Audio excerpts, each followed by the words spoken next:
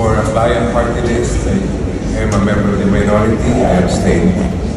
Maraming ganap sa plenary kanina. Unang-una, nag-resign si Speaker Martin Romualdez bilang Speaker of the House of Representatives. Nagkaroon ng botohan kung sino ang papalit sa kanya at ang pinili ng mayorya ay si Congressman Faustino D. III. Anong reaction ko doon? Well, issue ng mayorya yan. Ako po ay member ng minority at wala kaming kinalaman doon sa pagpipili ng Speaker of the House. Rules of the House kasi kung ako ay bumoto para sa na-nominate na Speaker, ibig sabihin ay pagiging bahagi ako ng mayorya. I choose to remain a member of the minority dahil ang tingin kong pinakamagandang tungkulin ko sa Kongreso ay bilang fiscalizer. Basta tuloy ang pakikipaglaban natin para sa kapakanan ng ordinaryong mamamayan at ng bawat Pilipino. Representative Chel Jokno po ng Akbayan Party List. Follow for more updates.